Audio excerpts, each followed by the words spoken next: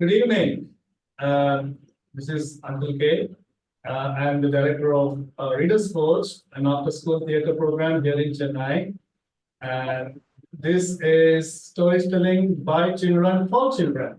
Today we have five storytellers,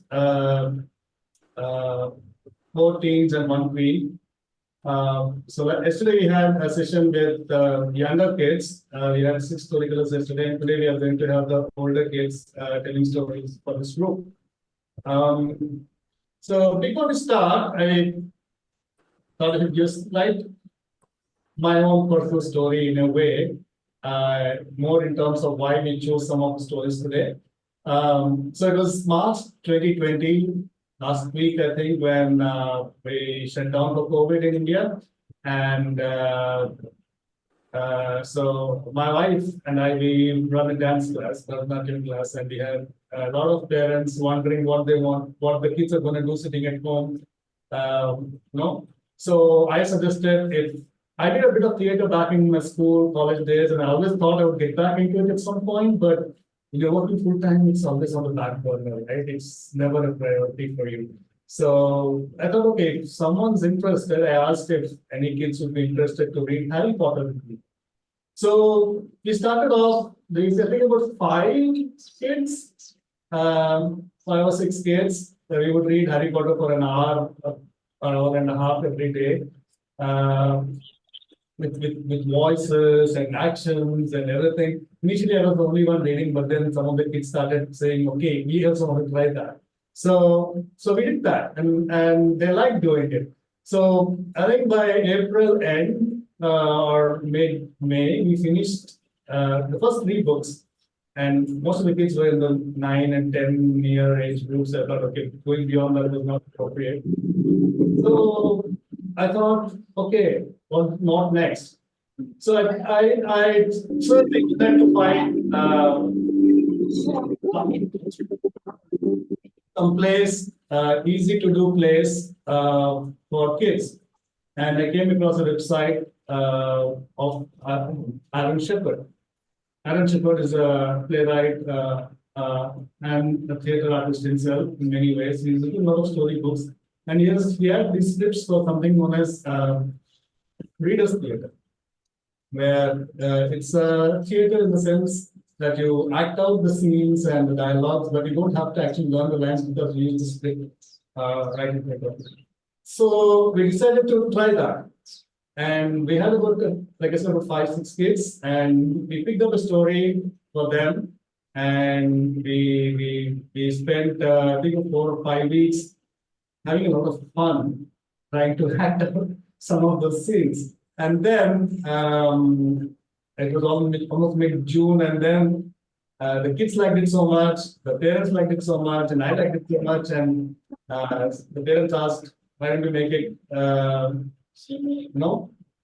something more regular, make it formal. And that led to the birth of Reader's Coach in July 2020. And so, as a tribute to the author whom we used extensively in the first year or so, where we did a lot of his plays, today 3 of the stories are from the versions written by Aaron Shepard. They're not original, but he has retold those stories. So we are going to do his versions of those stories. And the other 2 stories we are doing are classics. One by O. Henry and another one by Oscar Wilde. Okay, so the first story is the first ever play we did. It's still on YouTube. It's very funny looking back how bare bones it was when we did it. But yeah, so our first storyteller is going to tell us the story of what we did in our first ever play, online play. And doing that, here will be Amara, who actually was one of the major participants in that play 4 years ago, 3.5 years ago. All right, so let me switch my screen to Amara. Amara, you ready? Yes. Okay, we're going to Amara, and Amara, introduce yourself and start the story. Hello, I am Amara, studying in 7th grade in Chennai. Today, I will be narrating the adventures of Mouse Deer. Before we start, let me tell you a few things about Mouse Deer. Like Brer Rabbit and Anansi, Mouse Deer is a famous trickster found in Indonesia and Malaysia. This animal has the legs and the tail of a deer and the face and the body of a mouse. I'm quick and smart as I can be. Try and try, but you can't catch me. I'm quick and smart as I can be. Try and try, but you can't catch me. Mouse there sang his song as he skipped through the forest. He was looking for some yummy roots and fruits and shoots. Though he was small, he was not afraid. He knew many big animals wanted to eat him, but first they had to catch him. Suddenly, he froze. He heard something. Roar! A huge tiger pounced in front of him.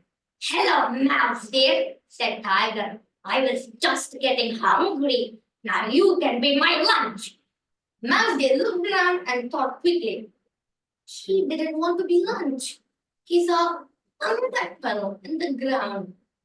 I'm very sorry, Tiger. I can't be your lunch.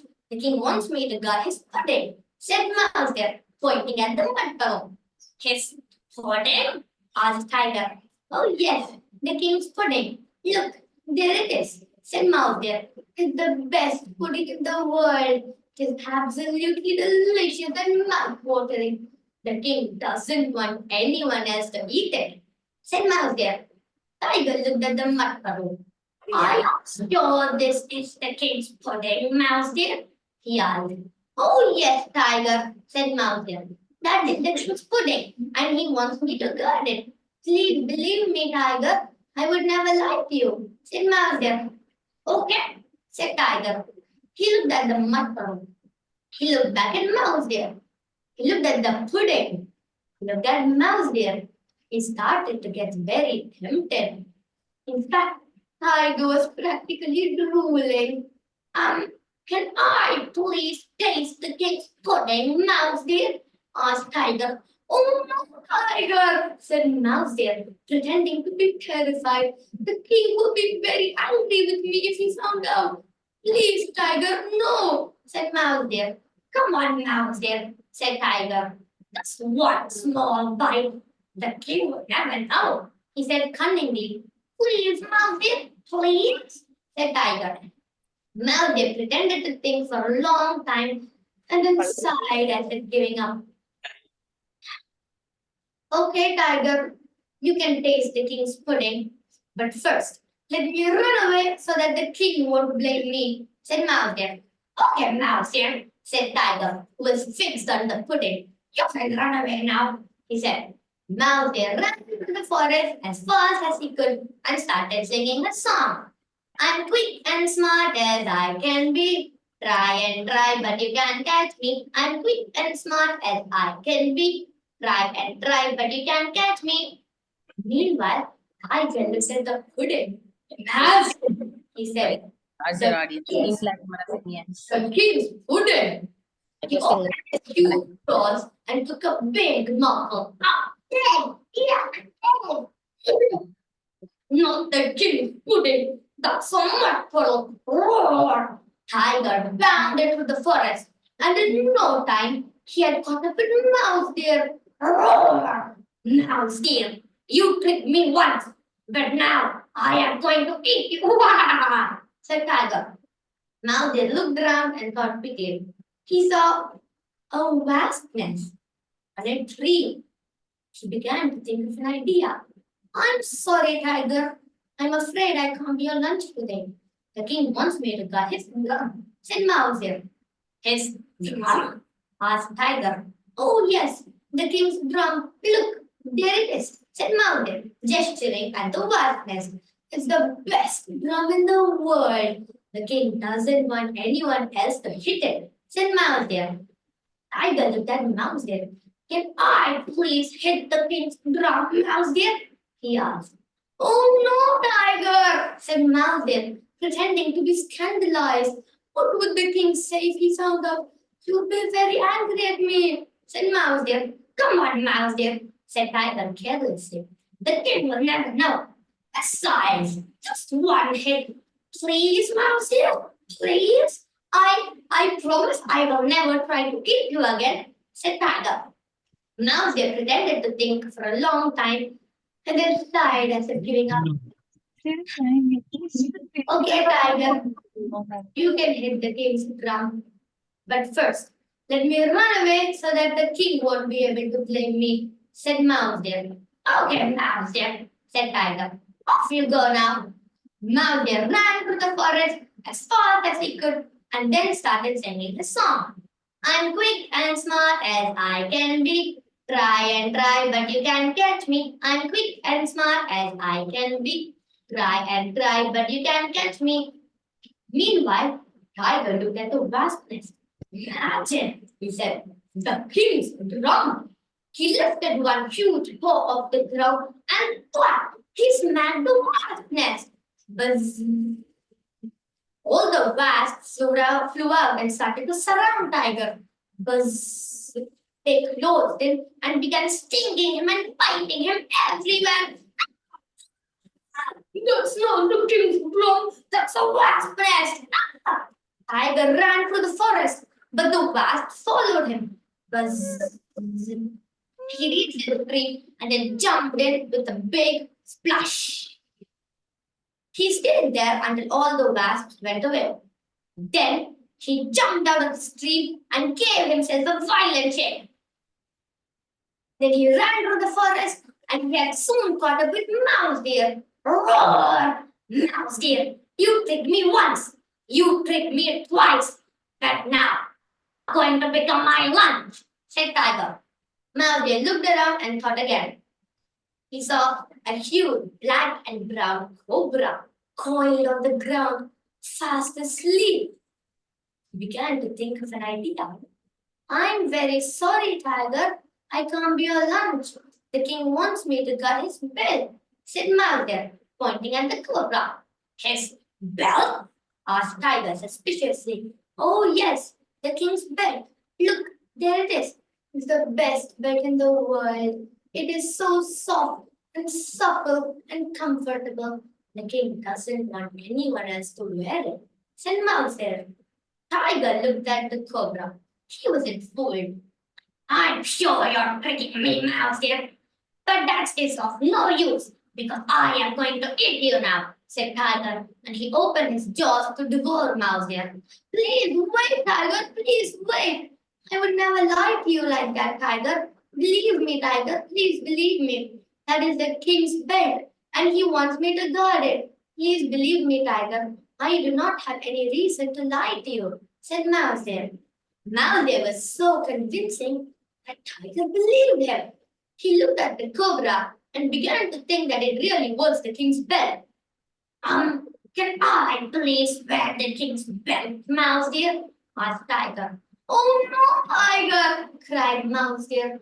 What would the king say if he found out? He would blame me. He would be very angry at me, said Mouse dear. Come on, Mouse dear, just one time. Please, Mouse dear, please.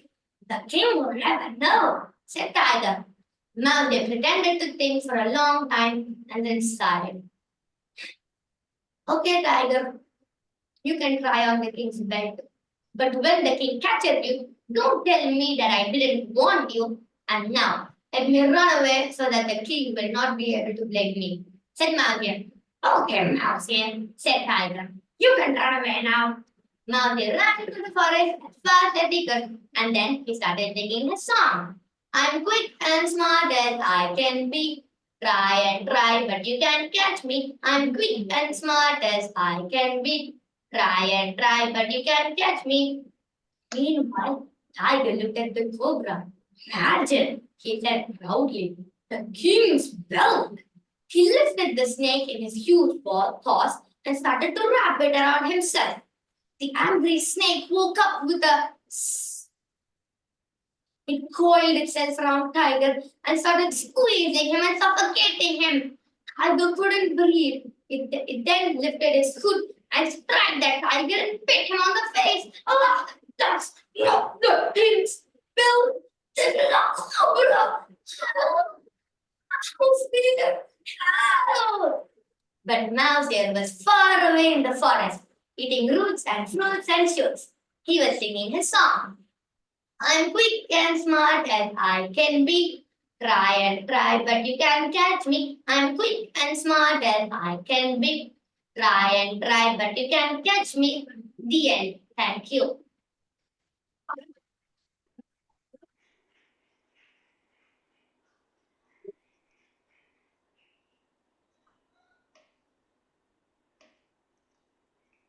Excellent, Amara.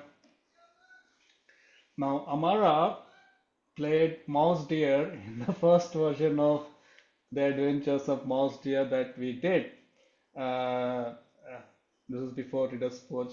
So, Amara, how does it feel to tell the story again? I felt really happy and I knew the story already, so it was easy for me. And I recollected lots of happy memories filming this story and thinking of my friends and how they played a big part in it. Okay. So, what part of the story do you like? My my favorite part is the second one with the vastness because no one can think of a vastness as a drum. But Mauser managed to convince Tiger and that was very clever. Okay. Does anyone have any comments for the story? Anyone wants to share something?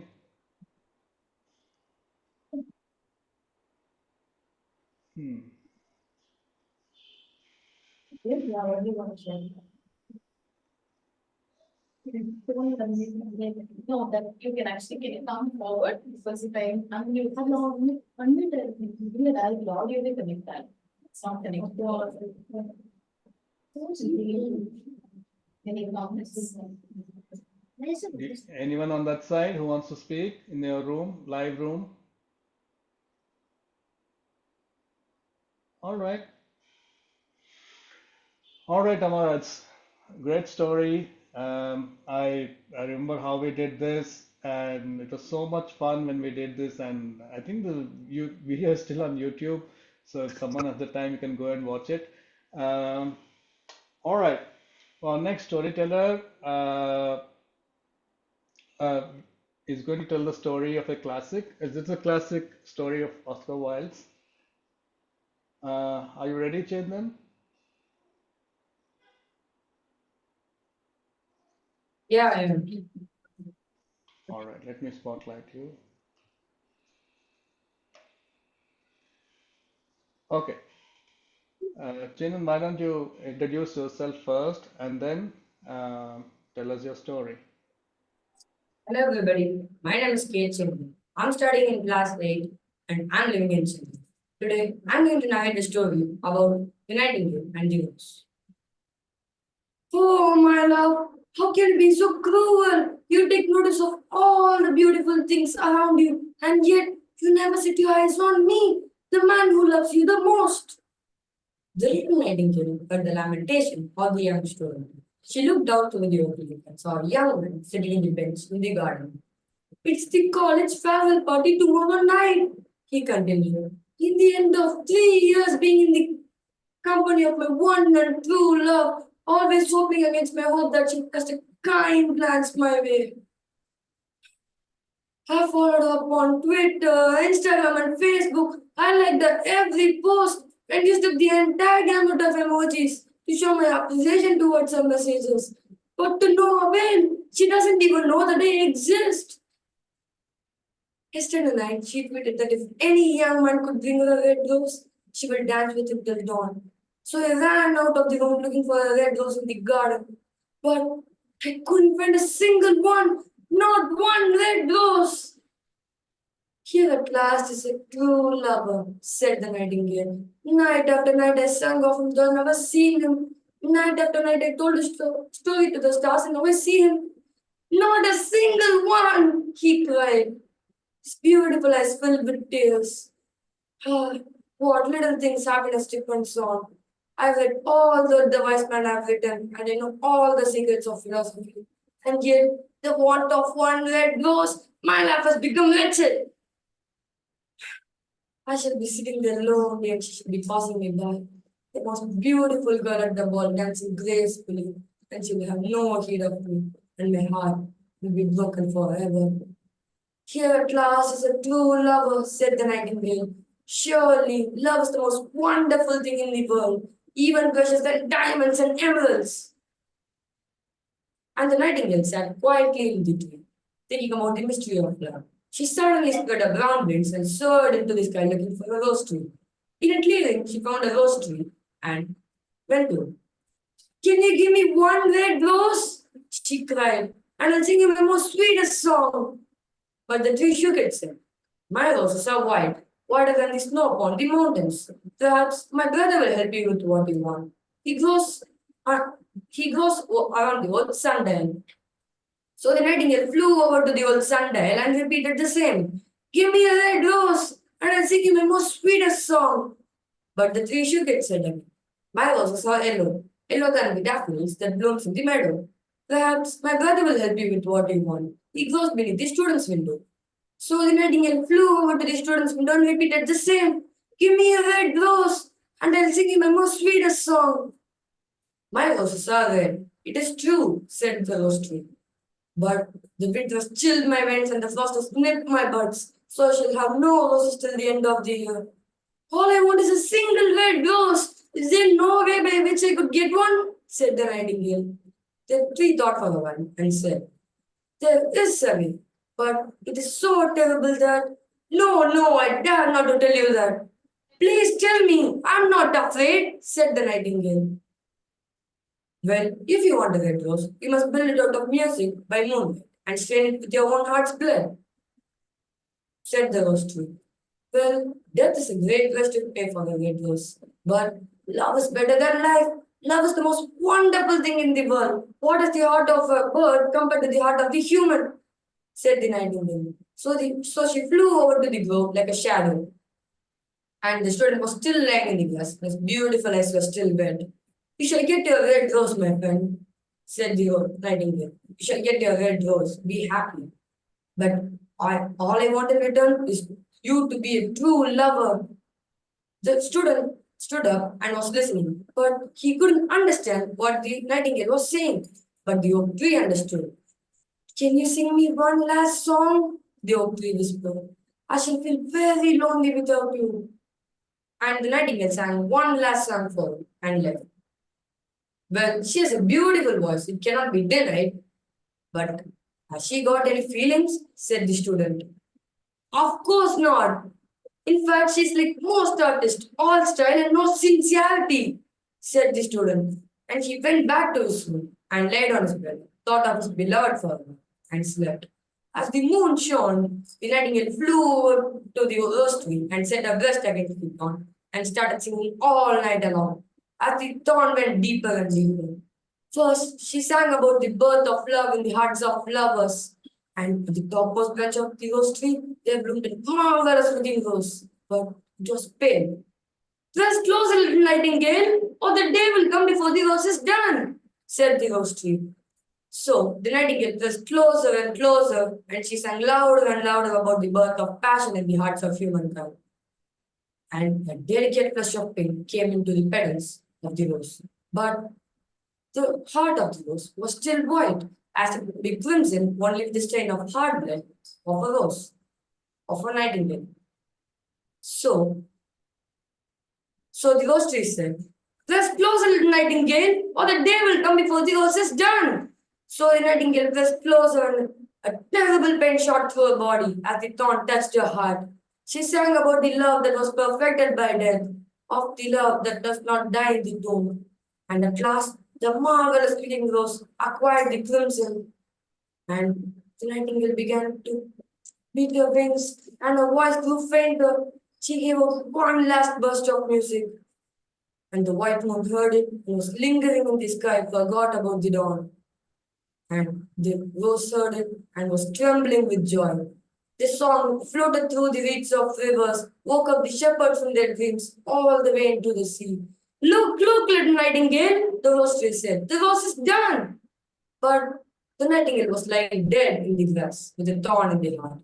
And at the noon, the student opened his window and saw a red rose. Why? What a piece of luck, said the student. And he plugged it and ran to his beloved's house. And she was sitting in the veranda in a beautiful blue dress. He said, look, I got a red rose. Yesterday night, you tweeted that if any young man could bring you a red rose, you will dance with him till dawn. And he is the most reddest rose in the entire world. But the girl was not really fond of the fellow. She said, I'm afraid this won't go with my dress. This is a bespoke designer dress gifted to me by the minister's son. And along with it, he gifted me a diamond necklace. The student said, but yesterday night you tweeted that. Well, that was yesterday. And today, everybody knows that the girl's best friend are diamonds. And you bring me this measly flower? Said the girl. You are very ungrateful. I searched this entire city to find the single red rose. And now you're saying like this? Said the student angrily. And he threw the rose on the street and as the car went promptly over it. Ah, what a silly thing love is. It is not half as useful as logic and it does not prove anything. It makes us believe in things that are not going to happen and not true. I shall go back to reading philosophy, for that is where I belong. So the student went back to his room and took a great dusty book and began to read. The end.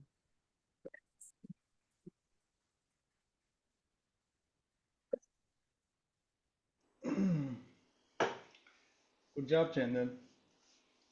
So, Nightingale Rose is a classic story written by Oscar Wilde. We slightly made it a little more, um, no, we added some more modern elements into it.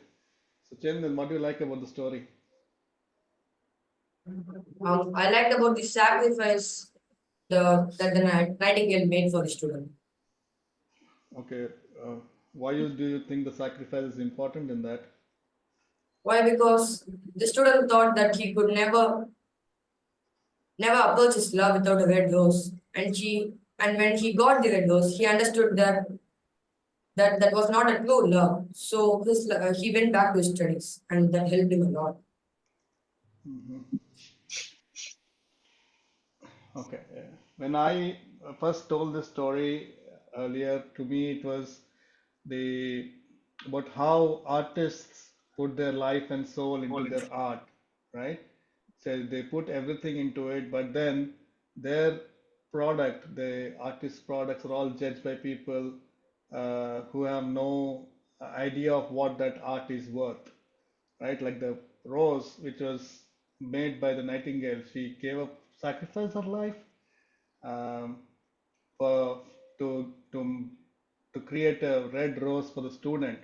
But then neither the student nor the girl actually knew the value of the rose that was created, right? So in many ways, most artists kind of go through this.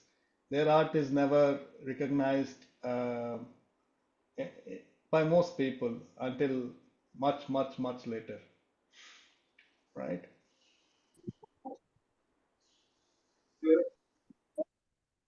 Okay. Anything else anybody would like to share on this story? This is a very popular story. I'm sure many of you have already read about it, heard about it. Good to have some comments from any others.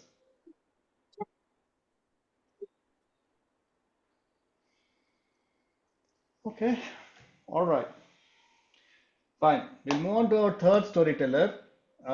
Once again, this is a story which is taken from Aaron Shepard's books. Um, this is a folk tale from the Middle East, and coming to tell us the story here is Daphne. Daphne, are you ready?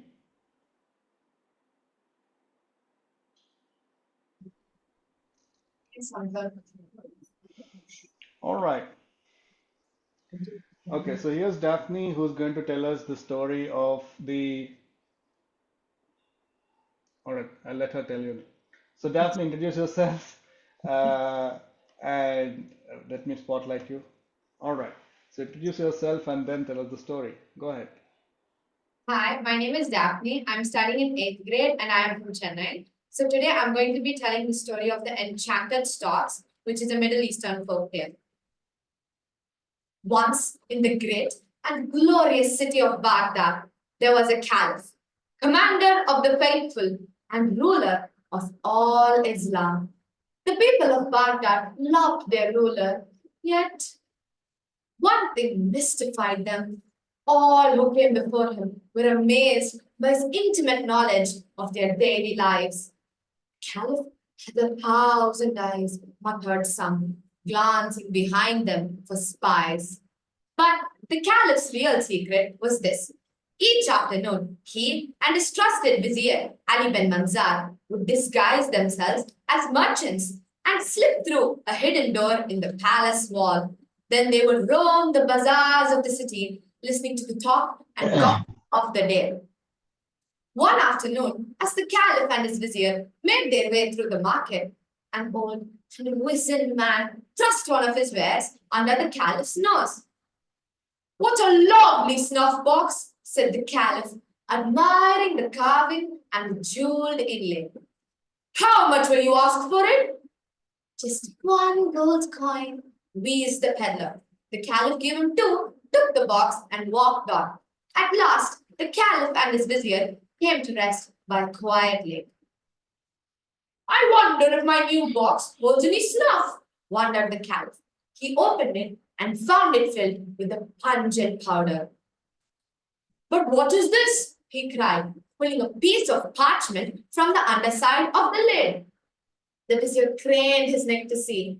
"What does it say, glorious lord?" The Caliph read, "A sniff of snuff for wings to soar, Kasala for hands once more." "Why, I believe the snuff is magic," said the Caliph. He looked longingly at the sky. "I have always wanted to see my city from the air." "Perhaps we should be cautious," said the vizier. "What if the spell fails to change us back?" "If the snuff works, then surely the magic word will too," said the Caliph. "Come, let us try our luck." So they both took a pinch of the snuff and then inhaled the pungent powder. A flurry of wings, beaks, and feathers, and there in place of the Caliph and his vizier stood 2 storks. "Wonderful," said the Caliph, snapping and clattering his beak. For that is how storks talk. A human would have only heard "Kalab, kalab." But since now the Caliph and his vizier were birds, Ali bin Manzar understood perfectly. "Kalab, quite amazing," said the vizier. "Let us test our wings," said the Caliph.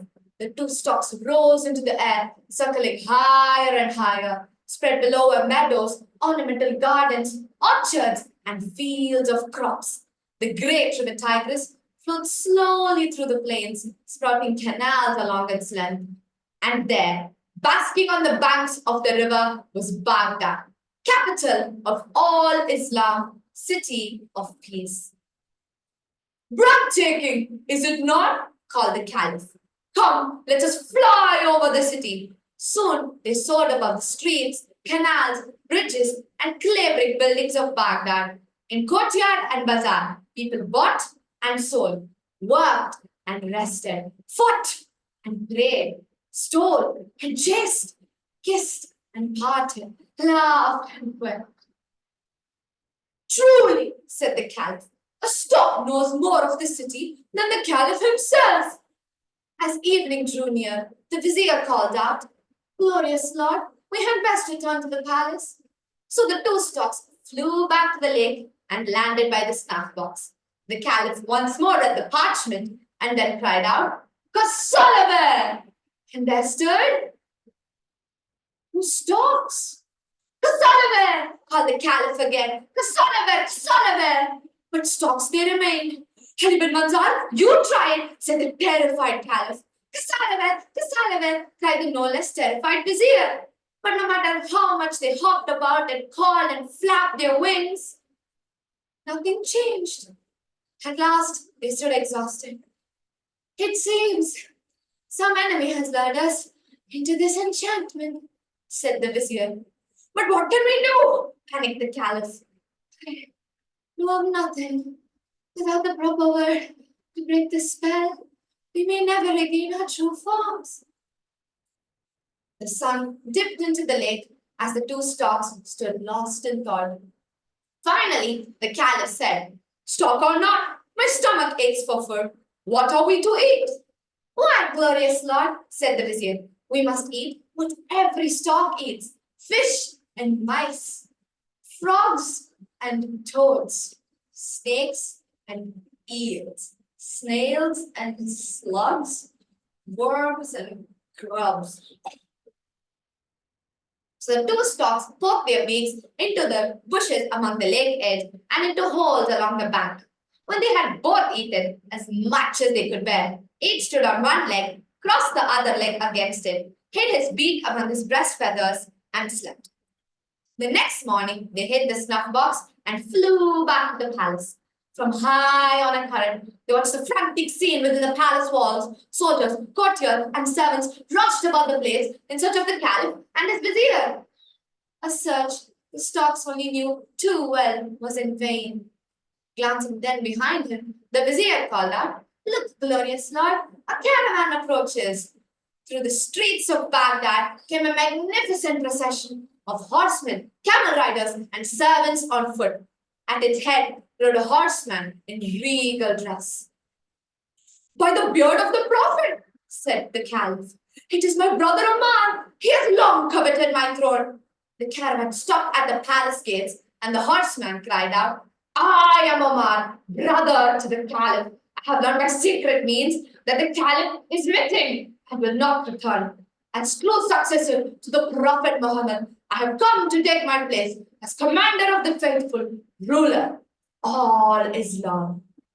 "Do not open the gates," called the caliph. But all that was heard by the startled people below was "Kala, Kala." And when they turned around, all they saw was two storks, one of them hopping madly, flapping his wings and clattering his beak. "You see," exulted Omar, "even the storks welcome me. Open the gates." The gates opened, and Omar roared through in triumph. High on the turret, the caliph stood silent and still. "Glorious lord," said the vizier gently, "we can do nothing here. Let us fly far from the palace. In solitude, we may find the strength to bear our fate." So the two storks flew away beyond the city and the plains to a lonely forest in the foothills of the great mountains. There they began their new life. They dined on tree toads and fish and tried not to talk about Baghdad or the affairs of the caliph. One afternoon, the two storks wandered into a different part of the forest. "How gloomy and silent it is here," remarked the vizier. "Not even a rustle of leaves." Just then, a quick tap, tap, tap made them jump. They turned around and saw a woodpecker hunting for worms in the bark of a tree. To their amazement, tears flowed from the woodpecker's eyes. "Good woodpecker," asked the caliph, "why do you weep?" "Why should I not?" said the woodpecker. "You are born a bird and have known no other life. But I am a princess. The evil sorcerer Kalu threw this spell upon me, for I would not marry him. And a bird I must remain until another man asks me to wed." Imagine a man proposing to a bird. Do you see now why I weep? "I do," said the caliph thoughtfully. "But how did you come to this forest? Is the sorcerer himself hereabouts?" "There is a clearing nearby," she said, pointing with her beak. "He meets there every night with his magicians." "Come, Ali bin Manzar," said the caliph. "We may find a way to help our little friend and perhaps ourselves as well." So the two storks flew to the clearing, which was a rocky, wide circle where no plant grew. So they hid among the bushes at its edge and waited for the gathering dark. As the moon rose and cast its light upon the clearing, three cloaked figures entered the circle in different directions. They built a fire on a tall, flat rock in the very center and sat cross-legged around it. Then the flames leaped, and a fourth cloaked figure stood among them. "Hail, Kadur, greatest of sorcerers!" the magicians shouted, touching their heads to the ground. "By the beard of the Prophet," called the caliph, "it is the peddler who sold us the box." But before the storks could recover from this surprise, there was another, with a clatter of hooves. There rode into the clearing the caliph's brother Omar. Greetings, sorcerer, said Omar. Greetings, glorious lord, wheezed Khalud. And how do you fare in the city of Baghdad? Excellently, said Omar. The people long for their own ruler, yet they learn to fear me and obey. As for you, sorcerer, you have well earned your reward. He threw Khalud a bulging pouch. But you have not yet told me. How did you get rid of my brother? Nothing easier, glorious lord, said Kadun. I disguised myself as a peddler and sold him a box of magic snuff. Your brother and his daughter of a vizier changed themselves most obligingly into storks. I even provided the word of disenchantment, or merely so. What do you mean? Asked Omar. I switched two letters, wheezed Kadun. I wrote Salome instead of philosopher. The sorcerer laughed until choked. A true master, I will have need of your services again, said Omar. Saying so, he spurred his horse and raced from the clearing. Now to work. Khalur told his magicians, we have spells to prepare. There will be little spells tonight, called the Caliph. But all that was heard by the magicians was Kalam, Kalam. But the two storks were suddenly upon them, pummeling them with strong wings, pecking them with sharp beaks. It is the Caliph and his vizier. Wheezed Khalur. He raced from the clearing, his magicians close behind. Should we not follow, glorious lord? Asked the vizier. No, Ali bin Mansar, said the Caliph. We have spells to undo. Even as he spoke, the woodpecker alighted beside them. What was that noise? She asked anxiously. You shall know presently, dear princess, said the Caliph. Then he took an anxious breath and cried out, Colossal! A flurry of wings, beaks, and feathers, and there in place of the two storks stood the Caliph and his vizier. Princess, said the Caliph, turning to the astonished woodpecker, would you honor me by becoming my wife? Another flurry of feathers, and there in place of the woodpecker stood a woman of slender figure and dancing eyes. The honor will be mine, she said shyly, and offered him her hand. The next morning, they borrowed horses from a nearby village and rode into Baghdad. Even as they reached the palace gates, a joyous crowd had already gathered behind them. Open the gates, ordered the Caliph. Just as the palace gates opened, Omar stepped into the palace yard. When he saw his brother, he turned the color of parchment. Seize him, commanded the Caliph. Brother, spare my life, pleaded Omar as he was dragged by the guards before the Caliph. For your treason, I should behead you, said the Caliph. But instead, I will banish you by ship to the farthest ends of the earth, and by the beard of the Prophet, on the voyage you will eat nothing but clods and snails. So that is how the Caliph regained his throne and gained a lovely wife besides. And if he seemed to know even more about his people than before, no one guessed how, for few even noticed the pair of storks that had soared on many an afternoon above the streets of Baghdad. Thank you.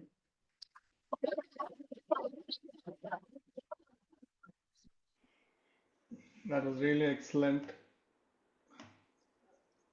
All right. So, Daphne, what do you like about this story? You've been practicing for the last 10 days, right? Yeah, it's a very entertaining story to tell. Like it has many characters, many dialogues, many voices, and you can do lots of gestures with it. It's a very fun story to tell, I felt. Okay. Is there any learning from you from the story? Look before you leave. Don't be reckless, otherwise you'll be turned into stocks. All right. So, if you were actually had the choice to be turned into an animal, which animal would you have like to turn into? Maybe a cat. Cat. Anybody else who would like to answer that question and why? If anyone is interested. Yeah, I see one in the live audience there. I'm sure the answer, I know the answer there.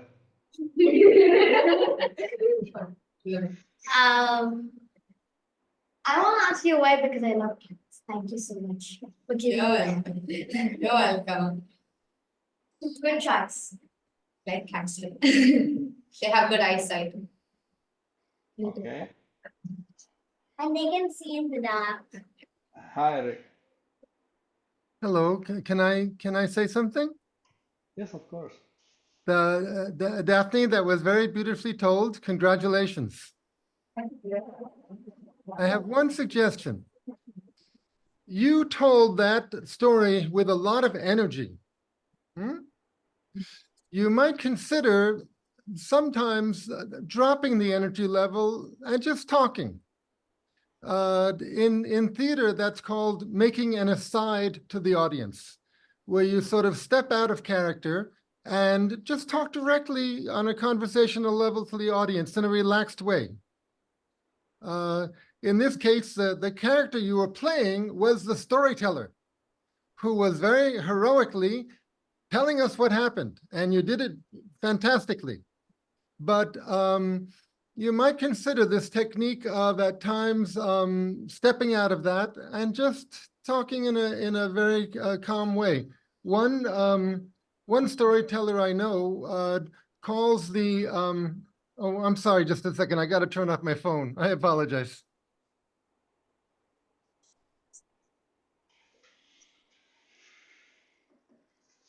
All right. Yeah, I'm sorry. He calls the kind of storyteller, enthusiastic talking. He calls that stage talk, and there's a place for it. But consider this idea of an occasional aside.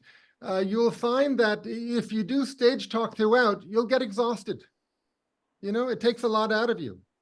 But you're young, you're strong, you have a lot of endurance. You can do it. But you'll find you'll have more energy if occasionally you take it down and just talk in a relaxed way for a little bit. Then you can build up again to the excitement. Okay. Thanks. Anyway, congratulations again. Yeah, thanks, Eric. That was really good. Yeah, but given that they are my theater students, you will tend to see that they will do a little more of stage talk and less of normal talk. But I think that's something I have to also work on It's a little good to bit. mix it up. Yeah, yeah, it is. Okay, all right. So that was Daphne with the story of the enchanted storks.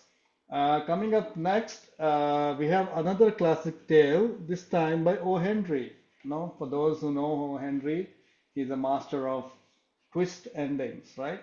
All his stories, they have really different endings to what you normally expect. So we have Mithya with her story of the last leaf. Again, it's a very popular tale. I'm sure many of you already know of it. So, Mithya, are you ready? Yes, sir. All right. So, let me spotlight you. All right, Mithya, introduce yourself and take us away. Hi, my name is Smithya. I'm studying in 7th grade and I'm from Chennai. Today I'm going to narrate the story about the last leaf. Once, in a little district west of Washington, lived two girls named Sue and Johnsy. Johnsy was familiar for Joanna, one from Maine and the other from California.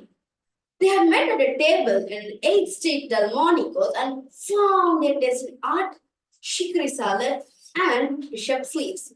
So they decided to stay together in a joint studio. But that wasn't me.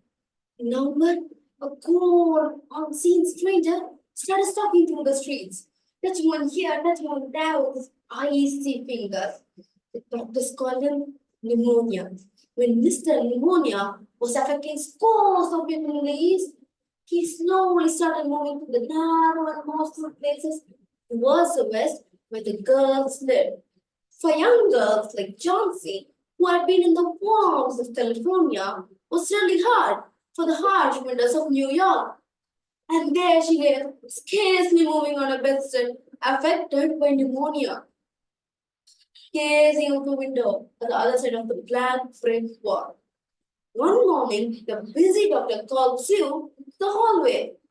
The doctor said, "She's dying, and she has a chance of 1 in 10 that if she wants to live. But your little friend there has made up her mind that she's going to die. Has she anything on her mind?" She wanted to paint the Bay of Naples someday, said Sue. Hey, gosh, has she anything else on her mind to think twice? Like a man, for instance, said the doctor. A man? Said Sue. A man? What? No, doctor, there's nothing of such kind. Then Sue went into her room, crushed a napkin into a bulb, went into Johnson's room, took her art supplies, set up a board, and started drawing. Suddenly, she heard a whisper. 11 and 10 and 9 and 7 almost together. She quickly went by the bedside to see Georgie's eyes wide open, looking at the window, counting backwards. Sue thoughtfully looked out the window and thought it was there to count. Then she looked at Jonesy and asked, "What's there to count, dear? Tell me, Susie." Jonesy said, "The leaves on the other one, they're falling. When the last one falls, I must go too. I've been on that for 3 days. Didn't the doctor tell you?" "Oh, the doctor told me none of such kind. Why, the doctor told me your chance of getting better was good. He told me that you had a chance of 10 and 1. That's more than good a chance. Now, let your slowly get back to drawing so she can send it to the editor man and buy a pot drawing for a sick child and work for her greedy self." "Couldn't you draw the other room?" asked Johnson. "I'd rather stay with you. Besides, I don't want you to keep looking at those silly ivy leaves. Now, stay still until I get back. I need to go and call Mr. Berman from downstairs." Mr. Berman was a painter who lived beneath them on the ground floor. He always talked about painting masterpieces, but never started on one. When Sue went down and told Mr. Berman how Sue thinks that she also fragile like those leaves will float away just like them, Mr. Berman said, "Yes, I never had such silly things that they'll die just because leaves fall from a confront of vine. That's just silly. And I will not post it for you, you little dunderhead. And why do you let that miss get to her mind? Poor little Miss Jonesy. She's very ill. And her fever has got to her mind that she's going to die. If you don't want to post for me, you need not. You won't flip it. When did I say I will not pose for you? I've been waiting for half an hour to say I'm ready to pose. Got it? And I will come." Sue and Berman went upstairs to see Chauncey sleeping on a bed. Sue pulled the shades of the window down and motioned Mr. Berman into the other room. Mr. Berman sat as a hermit miner and Sue started drawing. After some time, Berman left and Sue started sleeping. It rained and it snowed. After her sleep, Sue woke up in the morning to see Chauncey's eyes wide open, gazing at the shades of the window. Chauncey said, "Open it now. I want to see." Sue obeyed and opened it. And what they saw, there was only one leaf on the vine. Chauncey said, "It's the last one. I thought it would have fallen the last night. I heard the wind. Then it will fall today, and I must go at the same time." Sue said, "Dear, think of me. Think of yourself. If you won't think of yourself, what would I do?" Then after some time, Sue was stirring some chicken broth on the stove. And Johnson said, So, I've been a very bad girl. Something has made the last leaf not to fall. It's a sin to want to die. And bring me some broth now. And some porter. And no wait, first bring me a hand mirror and stuff some pillows behind me so I can sit up and watch you cook. Sue stuffed some pillows behind her and gave her some broth and some milk. After some time, doctor came in to check Johnsy. The doctor called Sue into the hallway and said, "She's almost cured. With some more nutrition care, you will. Now, I have another case downstairs. Mr. Berman, his name is. Some kind of artist. He affected by pneumonia too. Has been coming to the hospital for 2 days. Then the next day, the doctor told Sue that Chauncey was completely cured. But Sue was sad and went into Chauncey's room, put a hand on Chauncey, and said, "I have something to tell you, Mrs. House. You see, it's Mr. Bowman.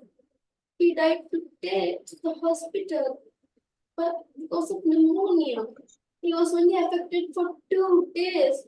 The first day, they found him shivering in cold, wet from head to toe. The second day, they saw a ladder which had been dragged from its place, some scattered brushes on the ground, and a pallet with yellow and green paint mixed. Pia, have you ever wondered why the leaf never swayed or moved when the wind blew? Because that, my dear, is Mr. Herman's masterpiece. He drew that with the last leaf film. Thank you.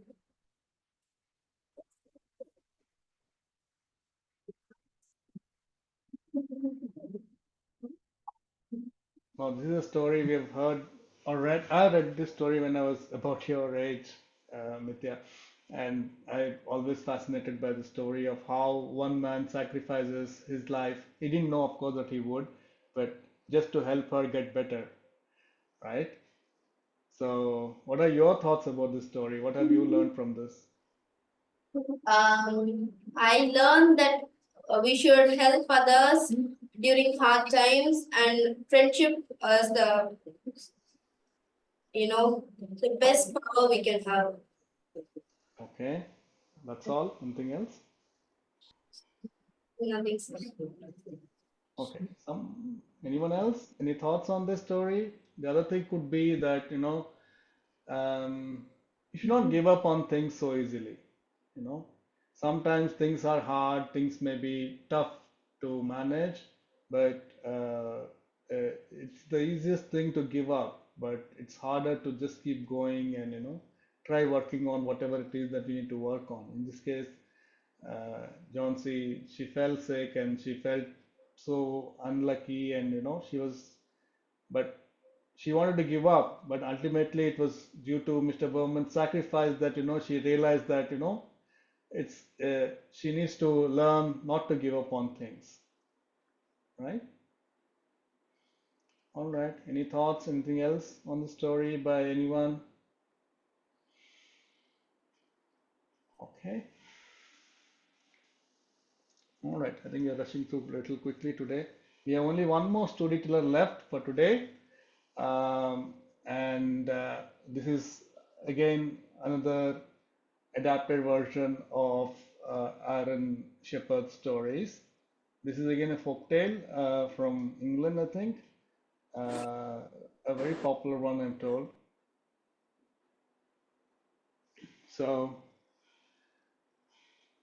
so here we are. Phoebe, are you ready? Yes, sir. All right. So we have Phoebe here who's going to tell us the story.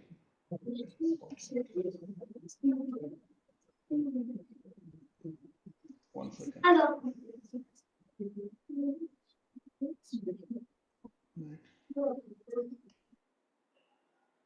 All right. I think I muted you. All right, Phoebe, introduce yourself and tell us your story, please. Hello, everybody. My name is Phoebe S. And I come from Chennai and I study in sixth grade.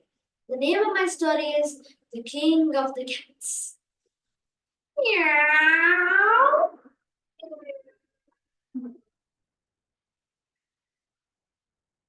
Young Peter Black was a good man, but everyone said he had one big fault. He loved to tell wild stories. Peter was a sexton in the church of St. Thomas the Believer, there in the little town of Fabian Thames. He lived in the cottage right behind the church and next to Father Allen's house. Many were the jobs he'd held before, but because of his wild stories, he'd managed to lose every single one of them. Father Allen had warned him, Peter, this is the last job you'll manage to get in this town. And if you want to keep it, your wild stories must stop. One night, Peter couldn't sleep. He tossed and he turned, and at last he got up to make himself some tea. But as he looked through his window, he saw the windows of the church ablaze with light. What in the world? Muttered Peter. There shouldn't be anyone there at this time of night. And how'd they get in anyway? Peter put on a coat, crossed the yard, and silently opened the back door. As he crept to the vestry, he heard a sound. Sounds like a cat, murmured Peter. But I never knew a cat to light a candle. Peter cautiously peered through the curtain, hung at the third entrance, and what he saw made him gasp. There was not one cat, but hundreds of cats of every size and coloring. There were black cats, white cats, brown cats, stripy cats, bunny cats, fluffy cats, every type of cat in the world. They all filled the pews, sitting upright, just like people. On the statue of the altar, there's a big black cat, the biggest cat Peter had ever seen, kneeling down. Standing about with his paws of praise was a black cat in bishop's robes, intoning, not sure he can approach them, holding a velvet pillow on which lay a small golden crown. The bishop cat lifted the crown and solemnly placed it on the kneeling cat's head. The church exploded, cries out. Peter did not wait to see more. He raced to the vestry and through the yard and into his cottage where he jumped into bed and stayed trembling on the covers till morning. Bright and early, Peter went to see Father Allen. Beast was reading in his conservatory, with his black cat tongue curled up on his lap. Good morning, Peter, said the priest. What brings you here so early? Father, something terribly weird happened in the church last night. I saw these lights and I went over to check. And I heard a meow. Meow, said the priest's cat Tom. Yes, just like that. And then I saw all these cats, and then there's this big black cat, and the bishop was grounding him. Father Allen looked at him sternly. Peter, do you remember what I told you about these wild stories? Of course I do, Father. Then let's have no more of this, all right? But Father, listen, Peter, I have an errand for you. Will you walk over to Brambleton and deliver a message to Father Robin? Peter would, and Peter did, but he didn't get to it till late afternoon. And by the time he started home, it was already dusk. He decided to take a shortcut cross country. He was halfway through a meadow and up to a stand of trees when he heard a commotion. It was the barking of a dog and a chorus of "Is it those cats again?" said Peter, ducking behind a tree in alarm. And then an Irish setter raced into the meadow, barking for all his worth. And then right behind him were a dozen cats, who were having bows and arrows, riding on bridled foxes. Yes, bridled foxes. And then at the head of them was a big black cat wearing a golden crown. At first, Peter thought that the cats were going on the trail of their quarry. Then he realized, no, they're hunting the dog. As the cat with the crown rode past the large rock, his fox tripped and stumbled, and then the cat was flying. Then he hit his on a rock and lay still. The other cats gave up the chase and crowded anxiously around him. And then, with loud, mournful cries of, they laid the cat on his fox and then sent back the way they had come. Peter stood there shaking until the cats were outside and looked off home as fast as his wobbly legs could bear his weight. He found Father Allen at supper, with his cat Tom nibbling from a dish beside the table. Father, it's about those cats again. I was crossing the meadow and I heard a meow. Meow, said Miss Cat. Yes, just like that. And then when I looked, there was this dog and all the cats were riding on foxes and chasing them. And then the cat with the crown fell down and hit his head on a rock. And, and Father, why are you so staring at me like that? Father Allen put down his sword. Peter, I've warned you enough about those wild stories. And if you come talking to me like this again, I'm gonna have to let you go. Do you understand? But Father, it's like a stone is so it. That's it, Peter. Now, I'm sorry to ask you so late, but Mrs. Pennyweather has passed on suddenly. And tomorrow is her funeral. I need you to dig her grave tonight. And so Peter was digging Mrs. Pennyweather's grave in the light of the full moon. It was hard work, and he had to keep resting. And by the time he was finished, it was almost midnight. And then, just as he was about to climb out, he heard a distant meow, and again, and again. Declared Peter, scratching back into the grave, and then peering from the edge. From beyond the graveyard, they came the black bishop cat, and behind him, 6 more black cats carrying a small coffin. On the coffin, there lay a pall of black leather, on which lay a small golden crown that seen twice before. The cats walked slowly, solemnly, and every third step they cried, Peter. Just as they were a few feet away from Peter, the bishop cat raised his hand for a halt, and stared right at Peter, and spoke. Tell Tom Tildrum that Tim Taldrum's dead. Then Peter jumped in the grave and bolted for Father Allen's and then started pounding on his door, shouting. Father Allen opened the door and stood there sleeping in his nightshirt. Peter, what's going on? Father, let me in, and then I'll tell you. The priest then led him into his conservatory, where his cat was yawning and stretching on his cat bed. The priest then lit a lamp. Now, Peter, tell me what's this all about? Father, you've got to believe me. I was digging Mrs. Pennyweather's grave when I heard a meow. Yeah, just like that. And then there's 7 cats coming across the graveyard, and then there's this bishop cat, and then there's 6 black cats carrying a coffin. And then Listen, don't touch right. they're all carrying a coffin, and then the bishop cat raised his hand and spoke right at me and stared right at me, just like Tom over there. And Father, why is Tom staring at me like that? Father Allen began, Peter, but Father, you've got to believe me and get the message. He's telling me like I'm supposed to tell Tom Tildrum that Tim Tildrum's dead. But how can I tell Tom Tildrum that Tim Tildrum's dead if I don't even know who Tom Tildrum is in the first place? Peter, look, you're not again and again. Tom was swaying, and Tom was swelling, and Tom was standing on his 2 hind legs. And then Tom spoke. What? Tim Tildrum dead? Then I'm the king of cats. And with that, he leapt into the fireplace and poured the chimney. And with a single meow, he was gone, never to be seen again. Of course, after that, there was no more talk about Father Allen, about Peter losing his job. But as for Father Allen, well, Father Allen was a good man, but everyone said he had one big fault. He loved to tell wild stories about Tom, the king of the cats.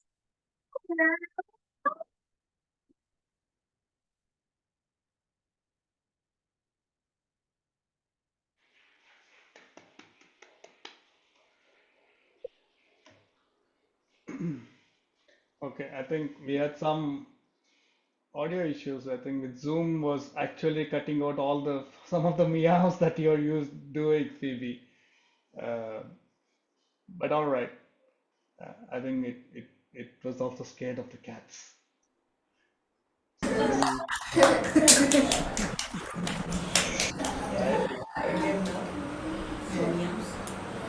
Can I show my meows again? try one more time. Meow.